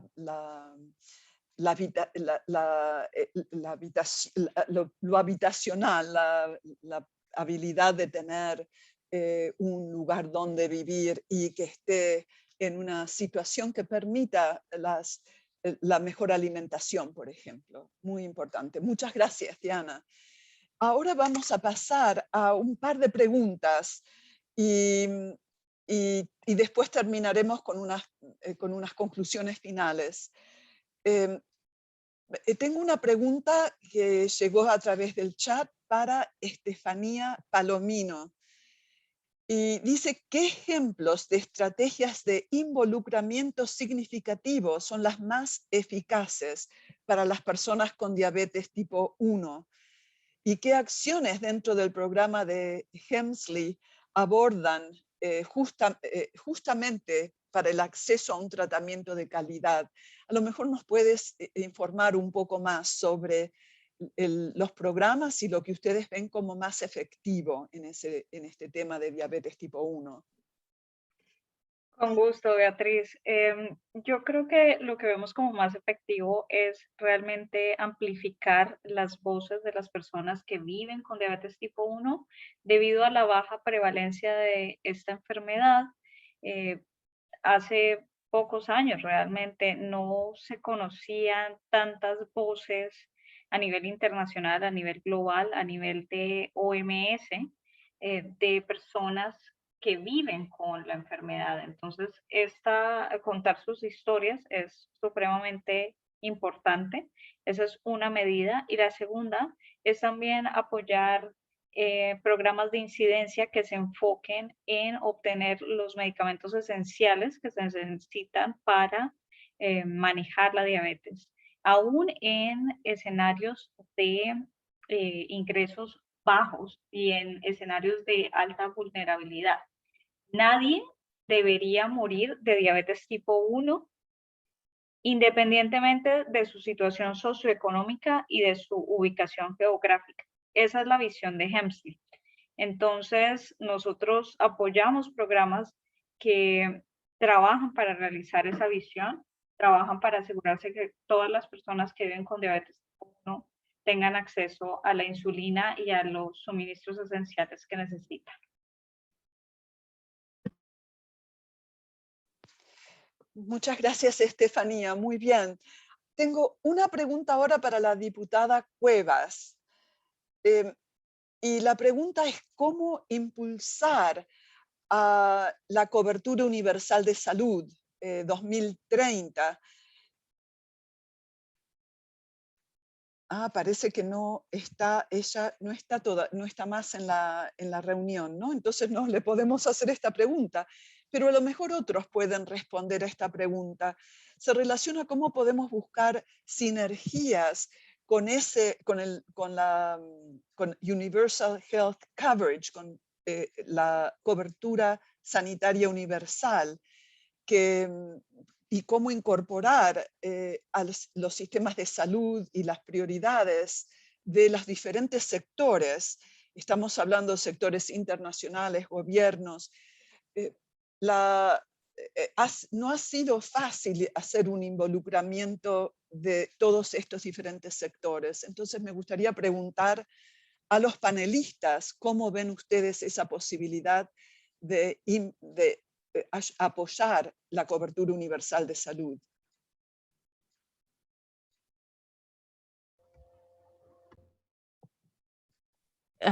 Beatriz, creo que hay un papel muy importante para las organizaciones civiles, de sociedad civil, que convocan a estos distintos grupos para comenzar un diálogo, igual como estamos haciéndolo hoy. Eso ayuda a avanzar y identificar pues las necesidades de cada sector, porque obviamente a veces es un poco difícil abocar por distintos temas y no están ellos ahí mismo en la misma mesa. Entonces, crear esa mesa para tener la participación de cada sector. Y hay muchas organizaciones que están representadas hoy que tienen esa integridad para convocar. Entonces, yo sugiero que eso sería un papel muy importante. Muy bien, muchas gracias, Diana. Me gustaría escuchar de las personas que tienen una experiencia vivida, como Jaime o Bruno. ¿Cómo ven ustedes darle esta prioridad a diferentes sectores que a veces no ven la importancia de la cobertura universal de salud, o lo ven como muy costoso, es algo que es imposible? Y si queremos cambiar, transformar nuestras sociedades, ¿cómo lo haríamos? Jaime. Mira, bueno, en mi percepción siento que la cobertura universal, basada sobre todo en el diagnóstico y la atención temprana, van a poder hacer que las enfermedades cuesten menos. Unas políticas de restricción a la industria también van a hacer que tengamos una sociedad más sana. La prevención enfocada como un bien global y una cobertura universal de salud que se cimente en hábitos saludables y en prevención va a hacer que el sistema, quitarle mucho estrés, y es más fácil contener una enfermedad en sus primeros pasos que ya dar cuidados paliativos.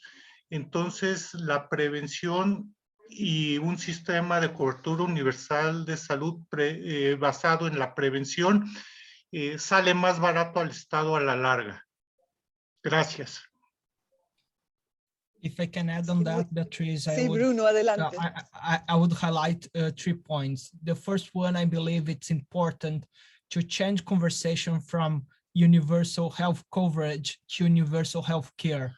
We need to keep in mind that it's not just a matter of providing coverage to essential medication and to essential supplies, but also, as Jaime said, about health promotion, about prevention, and about guaranteeing those living with NCDs and the future generations, they will be able to access health programs, health systems on which their health is the priority and not the profit. The second point, of course, okay, we can sound idealistic about saying this like universal health systems, but how can we practically move to that? So we know that we need to increase the the amount of money of Ministry of Health, and the best way of doing that is increasing taxes of those products that majorly cause most of these NCDs. So I see there's no way, other way, instead of like increasing the taxes of unhealthy products such as sugary drinks, the tobacco, and ultra-processed food. And third, but not least, we need to guarantee that people living with NCDs and with lived experience are part of this conversation. And we need to also change the approach, because usually when we talk about universal healthcare or universal health coverage, as you wish, we tend to use the human rights approach, and in my opinion, should be the priority. But unfortunately, we know that decision makers, especially policy takers, they don't see the human rights approach as a priority. So we need to switch conversation and show the impact, the economical impact that NCDs and not providing universal health care have for their economical system. So I think that's it, Beatriz.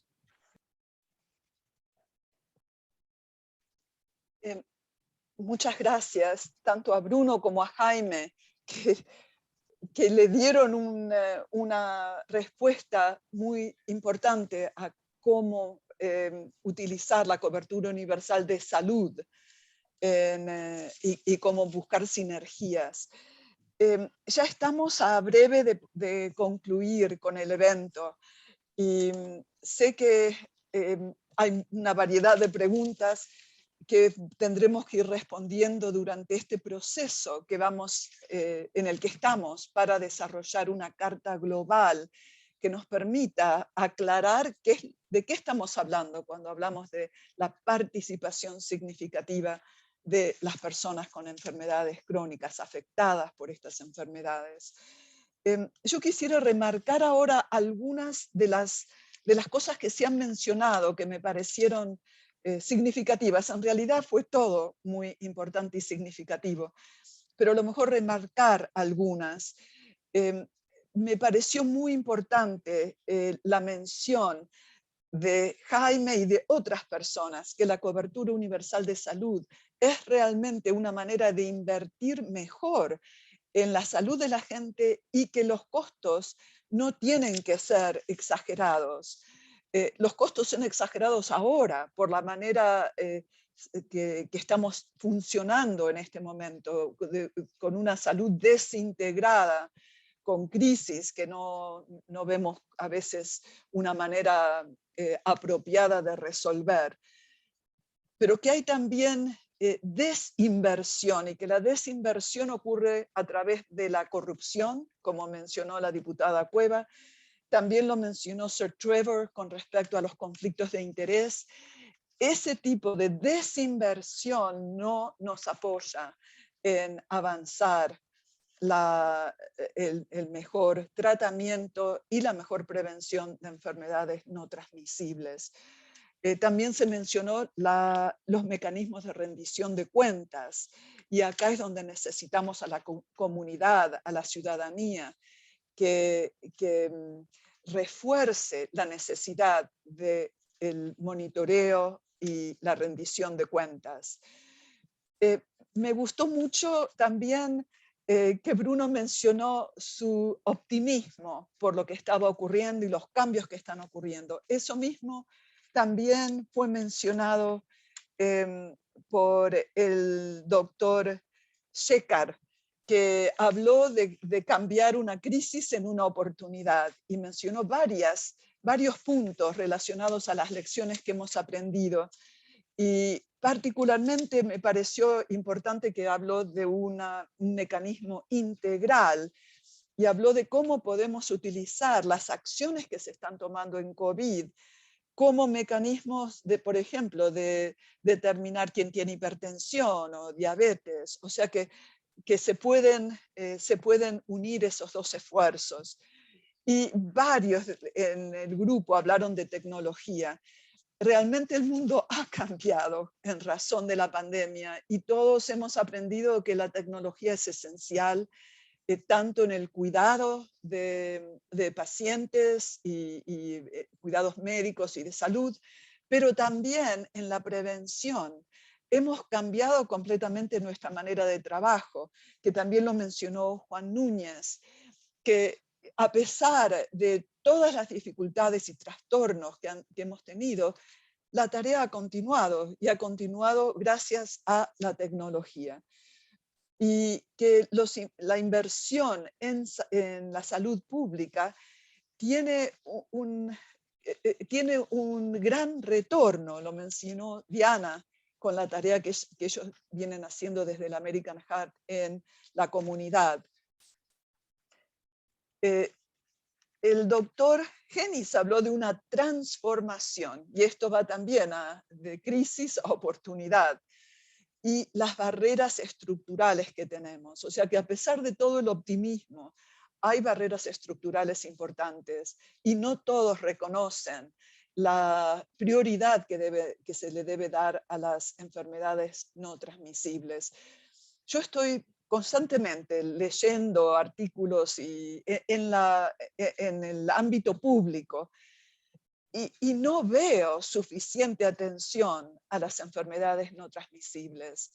En las noticias por televisión, en lo que leo que aparece en los periódicos que llegan a la población, yo creo que hay una enorme necesidad de comunicar por qué es que esta pandemia ha sido tan terrible. Y ha sido tan terrible porque va encima de una pandemia que es aún más grande, a pesar de que es más lenta, más a largo plazo, pero es de mayor magnitud. Y me interesó mucho también lo que mencionó la doctora Acuña, la viceministra de Costa Rica, porque desde el ministerio, y yo creo que es una tarea de muchos de los ministerios de salud, es acoger, buscar la importancia de la palabra de las comunidades y de las personas afectadas. Y ella mencionó eso, que buscan muchos canales de participación de la sociedad civil. Obvio, me encantó la analogía de la bicicleta, que también la mencionó Diana de Guayana.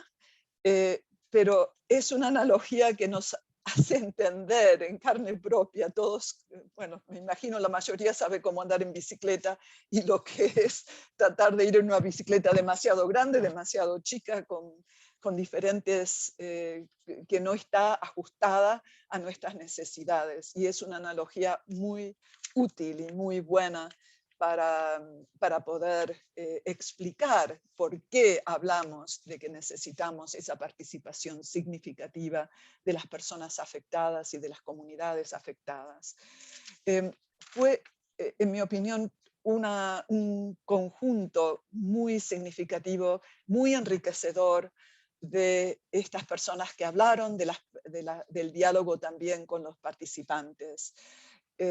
Quiero dar un agradecimiento a todos, especialmente a la Hemsley Trust, que apoyó a que se pudiera hacer este evento y los eventos que se están haciendo regionalmente. Tengo muchas esperanzas para esta carta global que queremos llevar en septiembre a la acción, la Semana de la Acción Global.